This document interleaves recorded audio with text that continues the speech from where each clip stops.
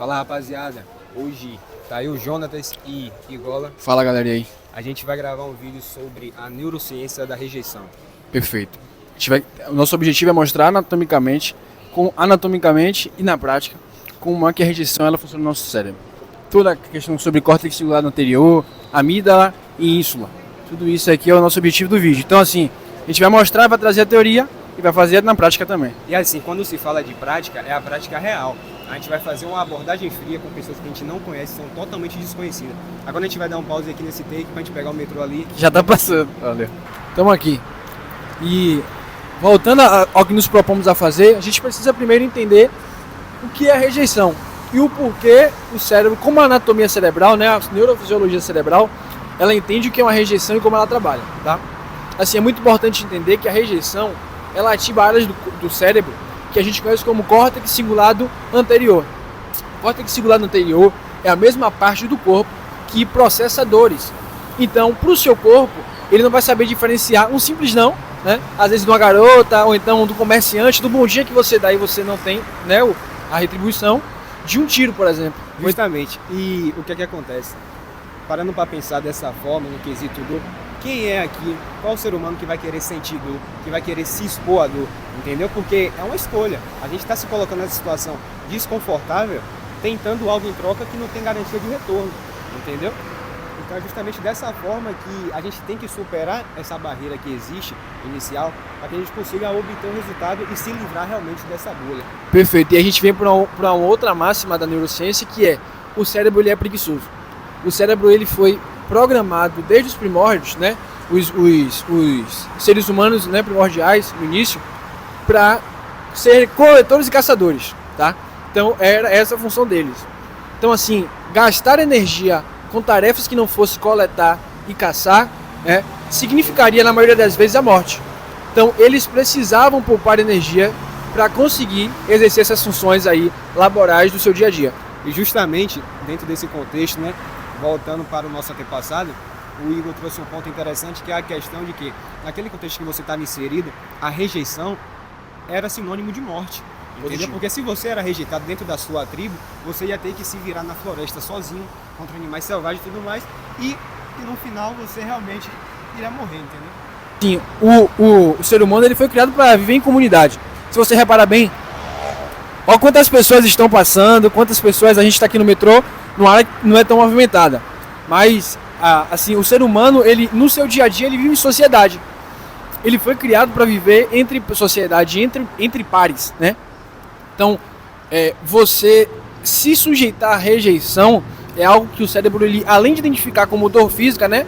Ele saber que vai doer e processar assim, isso como uma dor, realmente um ataque físico ao seu corpo, ele também calcula o quesito de ser rejeitado e ser excluído da sociedade, que significava também naquela época, como o Jota disse, a morte, tá? Se fosse naquela época que viviam em tribo, se você fosse excluído da tribo, muito provavelmente você não sobreviveria, tá? A natureza naquela época. Mas você pode perguntar, Igor, tá? Já entendi. Você me explicou aí um pouco da neurociência da rejeição, o como o córtex cingulado processa cada rejeição que a gente tem como dor física realmente, mas aí você precisa me explicar o porquê eu deveria me expor diariamente a situações de rejeição, sendo que elas são, entre aspas, tão danosas para o meu cérebro experiencial. Aí o Jonatas vai dizer o porquê essas experiências de rejeição diária são tão importantes. Primeiro, antes da gente começar falando sobre os benefícios, sobre o porquê a gente deve se expor a essas situações, é importante a gente entender as consequências e os malefícios da gente não fazer essas ações durante a nossa rotina, durante o nosso cotidiano. O que é que acontece? Quando a gente não faz, a gente está num total estado de acomodação. A gente está parado, a gente está na inércia, a gente às vezes até pensa, só que ilumina demais, não consegue partir para a prática. Isso tudo vai refletir de que forma na nossa vida? Todos os relacionamentos com as outras pessoas vão ser obra do acaso. A gente não vai estar construindo nada. A gente não vai sair do zero e tentar desenvolver algo com a pessoa. Isso é ruim porque a gente vai estar partindo do pressuposto de um cenário de escassez, onde a gente não tem opção de escolha, onde a gente tem que se contentar com o que chega até nós. Isso é ruim por quê? porque a gente não vai ter controle nenhum da nossa vida. Então, nesse quesito, o que é que a gente deve fazer? A gente deve sempre entender que as emoções elas sempre vão existir, o nervosismo sempre vai bater, o medo também vai aparecer, só que a gente tem que fazer, independente. Nosso cérebro, ele é uma máquina que ele aprende de duas formas, ou seja, por um alto grau de emoção ou repetição, sempre ali, ó, repetindo. Então, se a gente se expor, pode ter certeza que o nosso resultado será bem melhor do que esse anterior citado. Após falarmos sobre os malefícios, né, causados pela condição ali, onde o ser humano ele está totalmente acomodado, está totalmente na inércia, não consegue fazer nada, não tem disposição para nada, está com a energia drenada, a gente agora vai falar sobre os benefícios que existem em a gente aplicar esse processo na prática. O que é que acontece? Quando a gente sai para a rua com a intenção de, eu quero conhecer novas pessoas, eu quero entender como elas pensam, eu quero realmente poder me sentir livre de uma forma boa, entendeu? Engajando com um, com o outro, entendendo o ponto de vista, entendendo como é que funciona as coisas desse mundo. A gente consegue estabelecer um nível de conexão maior que, de forma consequente, vai liberar a dopamina e não vai ser a dopamina fásica, aquela que oscila, entendeu? Aquela que você tem um pico e depois reduz, não. Que vicia, vai ser, né? Isso, vai ser aquela dopamina tônica, aquela que vai ser o nível mais puro da dopamina, falando dessa forma, entendeu? E aí o que é que acontece? Você vai aumentar o seu nível de bem-estar consigo mesmo, vai entender também que você é capaz e é como se fosse uma bola de neve. A cada vez que você vai fazendo, vai aumentando, vai se desenvolvendo ao ponto de você se tornar um expert em comunicação. Perfeito.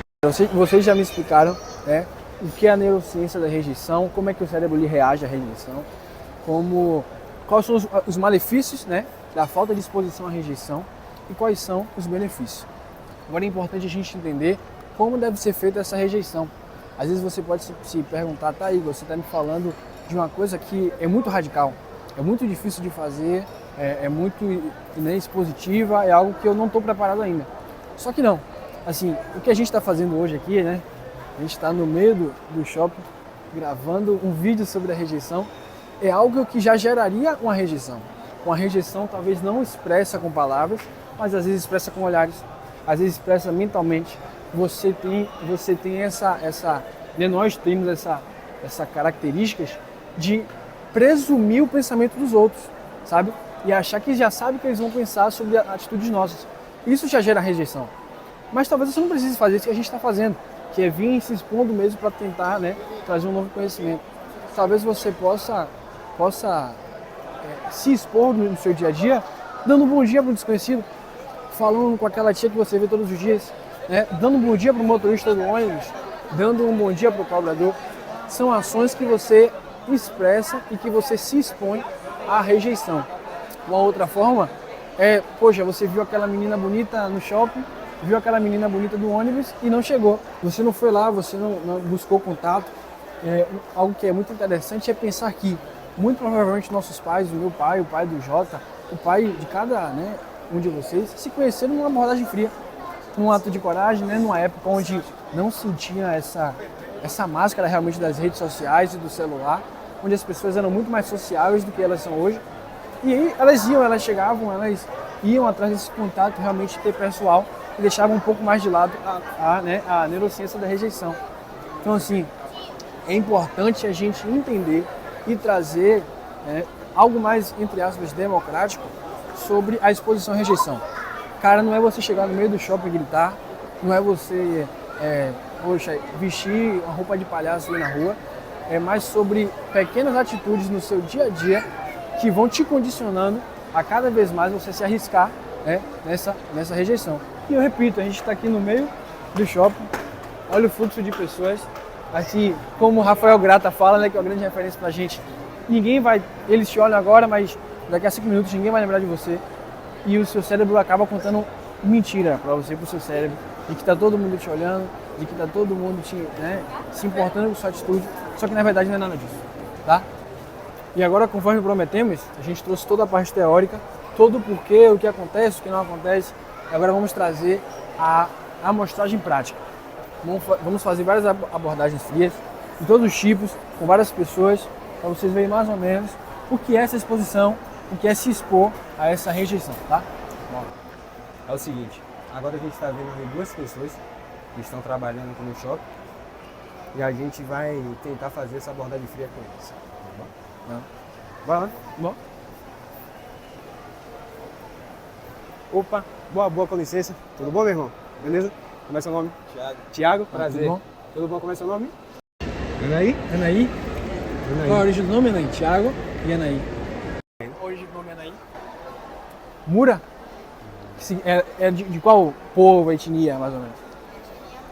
Ah, Mura é etnia, Ela já falou e você perguntando de novo. Perguntando de novo. É o seguinte, a gente está gravando um vídeo aqui sobre a questão de que as pessoas hoje em dia ficam muito em rede social, ficam muito vivendo só no mundo do celular e tudo mais, e a gente quer fazer algo diferente. A gente veio para o shopping hoje com o intuito de abordar pessoas. A gente queria entender um pouquinho se vocês teriam pelo menos 5 minutos para falar um pouquinho sobre o assunto que seria a parte da rejeição. Se vocês já passaram por alguma rejeição na vida de vocês, como é que vocês lidaram e tudo mais. Vocês teriam? Assim, rejeições em todos os tipos. Todos os E tipos. rejeição de pegar um ônibus e não conseguir, rejeição no relacionamento, todos os aspectos. Na verdade, Exato. o que a gente quer trazer é uma parte teórica, né? Uma parte mais ali, vamos dizer assim, da neurociência mesmo, e a parte prática, né? Que é realmente chegar na galera, falar Isso. e tal. Então vocês assim, com a experiência da vida de vocês, que mais marcaram a rejeição, sim, relacionamento, todos os aspectos. É assim, se for permitido, a gente pode gravar também vocês? Pronto, tranquilo. Tranquilo. Você vai querer mesmo? Pode ser. Pronto. É o seguinte, a gente está aqui com o Thiago agora, e ele vai estar trazendo um exemplo ou alguma situação que aconteceu com ele no quesito rejeição e como é que ele fez para lidar e quais foram os efeitos que surgiram dessa rejeição mesmo. A questão de rejeição é muito difícil, né? Eu acho que não tem uma forma exata de lidar Sim. com a rejeição. Existem vários tipos, né?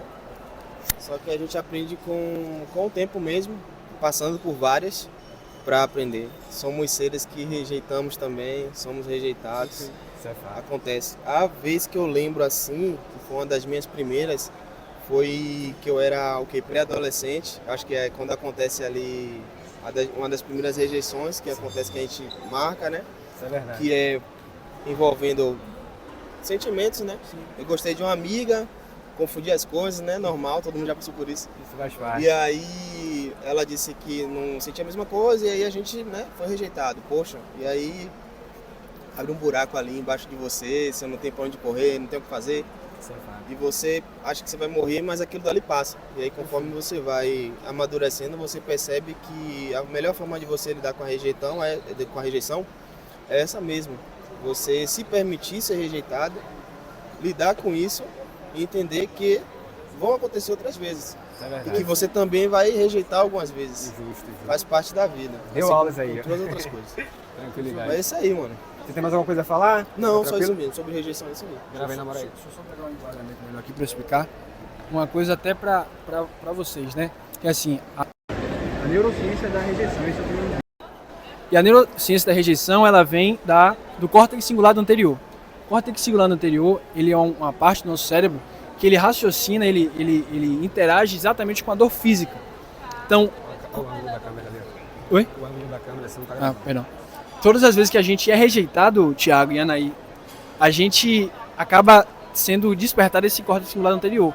Então, ser rejeitado é igualmente a ser ferido. O cérebro ele não sabe distinguir quando você toma um não de uma mina e de quando você toma um tiro, por exemplo. Para ele é dor. O cérebro ele raciocina como dor. Claro que assim, as evidências físicas de um tiro elas são comprovadas, né? Através do tato, da visão, os terminais, né, nervosos, eles comprovam o tiro. Mas para o cérebro, um tiro e uma rejeição são a mesma coisa. E vale ressaltar também a questão do contexto em que os nossos ancestrais estavam inseridos. Eles viviam em tribos. E quando você ia para essa prática e tomava uma rejeição de alguém da tribo, se fosse um líder, uma pessoa referência, isso automaticamente seria sinônimo de morte. Por quê? Você ia ser jogado floresta fora e você não ia conseguir dar conta, você não ia conseguir sobreviver, entendeu? Então nosso cérebro até hoje carrega essas marcas do nosso antepassado de que ser rejeitado é igual a morrer. Positivo. Entendeu? Tamo tamo junto, cara. Valeu. A gente não foi rejeitado por ele. Tá? Muito obrigado, minha amiga. Obrigado. Então valeu. Isso aí, continua se sujeitando à rejeição. Valeu, mano. Isso aí, Obrigado. valeu? Pronto, veja só. A neurociência da rejeição ela basicamente é o quê? O cérebro, ele processa a rejeição no córtex cingulado anterior. O córtex cingulado anterior é a parte do cérebro também que processa a dor física. Então, basicamente, quando a gente é rejeitado, quando a gente tem a rejeição, sofre a rejeição, seja ela social, seja ela o julgamento, a área do cérebro que processa a dor processa também essa rejeição. Logo, o cérebro ele acha que ele está sofrendo o quê? Uma dor, uma agressão física. Então, basicamente, assim, para o cérebro, ele não sabe diferenciar o que é uma rejeição não de uma mina de um tiro, por exemplo.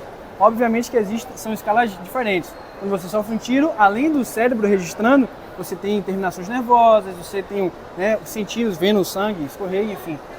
Então, assim, quando a gente vai olhar para os nossos antepassados lá atrás, a rejeição era completamente danosa para a sua própria sobrevivência. A gente vivia em tribos, e essas tribos eram basicamente os pontos locais ali, né, da humanidade. Então, se ele era expulso daquela tribo, era muito difícil ele encontrar outra e muito mais difícil ainda sobreviver. Então, por isso que o nosso cérebro ele teme tanto, ele corre tanto da rejeição. Igor, como essa rejeição ela é manifesta no nosso dia a dia? Como a fuga da rejeição ela é manifesta?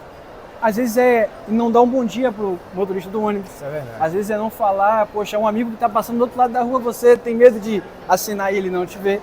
São todas essas formas aí de rejeição que a gente anda fugindo, que tem prejudicado, né, a gente até mesmo de evoluir.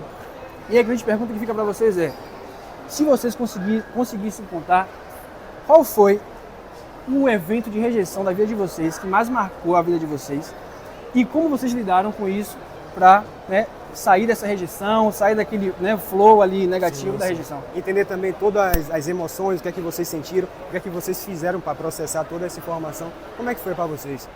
Essa é difícil. É difícil pensar. Alguém já tem alguma coisa em mente? Eu não tenho nada em mente agora, pensando. Pode ser, por exemplo, não sei, o dia que você falou com um amigo e, poxa, esse amigo não deu um aceno de volta.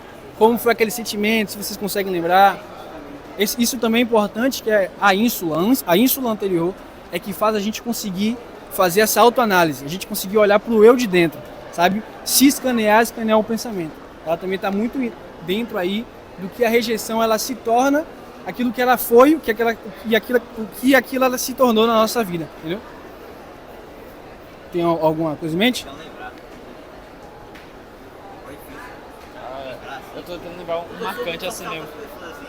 Tipo, geralmente o povo me responde. Assim, uma coisa que sempre rola comigo é que muitas vezes eu dou nas minhas matérias, né? Eu falo com os professores no corredor assim, eles nunca falam comigo de volta. Então rola um pouco isso. Essa questão é uma da coisa rejeição, que não é né? marcante, mas é uma coisa que é constante, pelo menos comigo. Perfeito. Aí fica aquele sentimento de, poxa, será que eu não fui um aluno bom na cabeça dele? Fica batendo essa retrospectiva, né?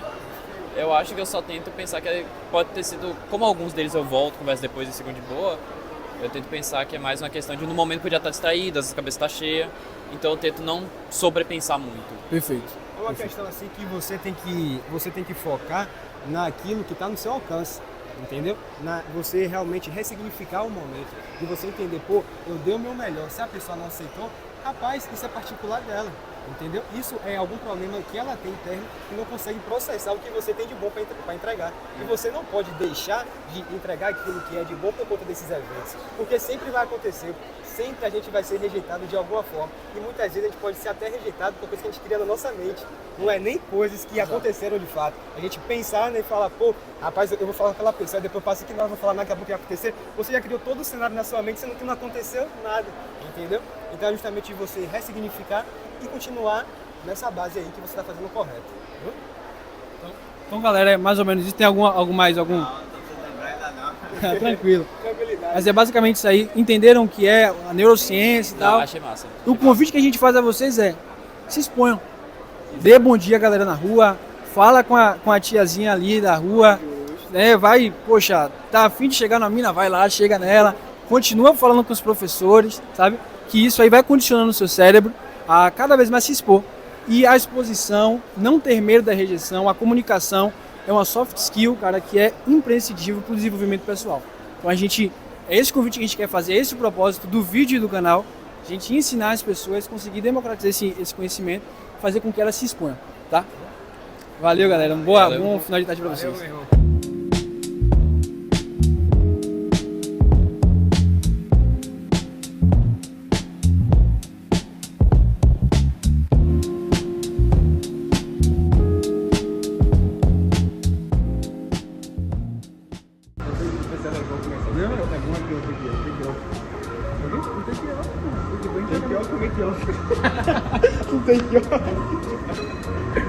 Ah, galera, vocês já me explicaram.